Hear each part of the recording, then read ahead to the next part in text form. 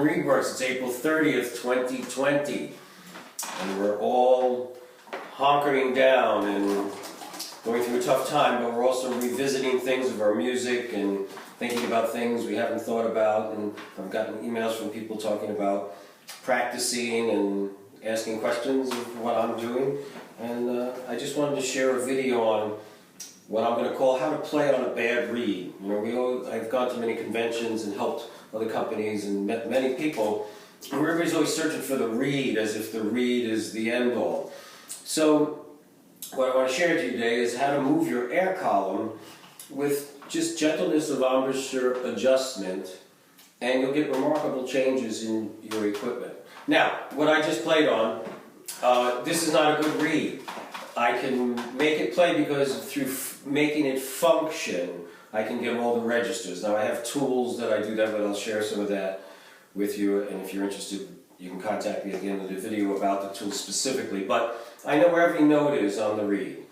I'm an oboe player, and so I'm nuts with everything about reeds and cane. But because I know where all the notes are, I can get the reed to function. But I'll show you why this isn't a good reed. There's no sustain when I attack. Listen. It's quacky. Where I'll take it off. Now, I'll put it on another reed that is more what I would call a good reed, just to show you what I'm going for. That open C sharp, at least as a starting point, to sustain. Because you really don't want to use muscles if you don't have to. You want the reed to vibrate and be balanced. If you start using muscles, this means fatigue at some point. So here.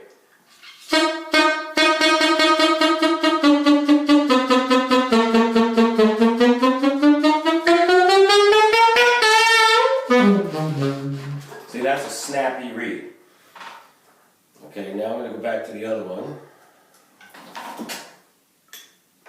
And just show you again how, even though I played it, and I wasn't working hard, it's just that I got all the parts of the reed to vibrate correctly so that it would function, but really it's not a good reed. But you can build the dynamics into it, all this by removing resistance, or in some cases creating resistance. So now here's the bad reed again. I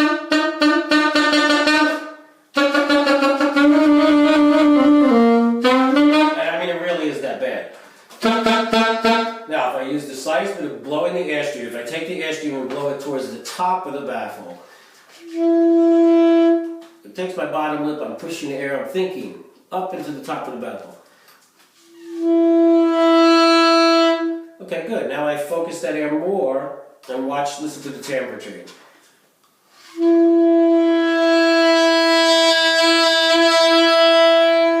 Then my throat naturally opens. Now, all of a sudden the bad reed isn't so bad.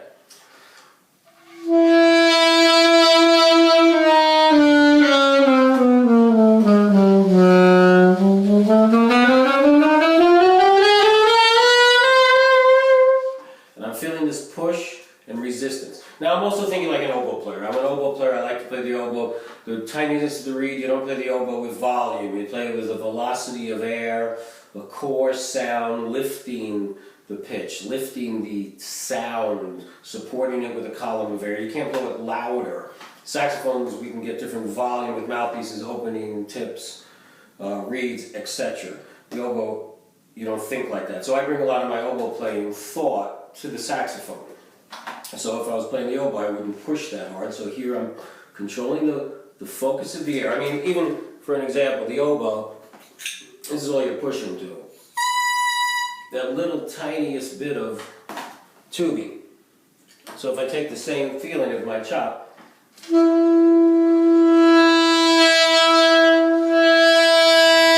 let the velocity of air expand, that makes the sound wider and increases a volume, but it's not just decibels. I think that makes sense. So anyway, I'm going to just show you a couple of things just with what I do to adjust things in the reed, and I might get this one to speak better. So it's tubby.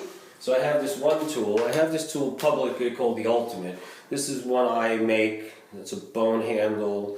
I cut the blades, and it has a certain curve.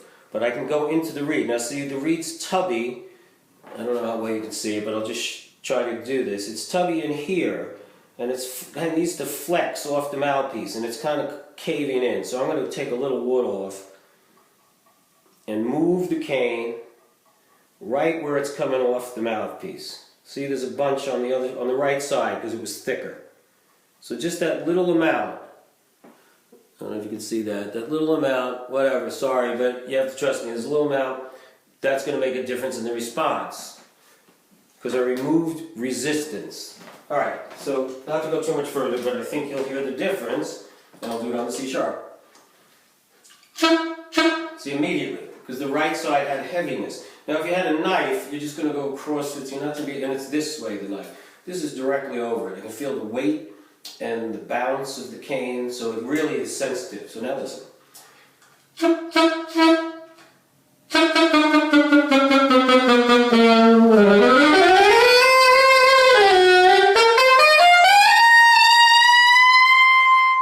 See? Now I have control. So now this was really a bad read, and with minimal adjustments, it's really a contender. And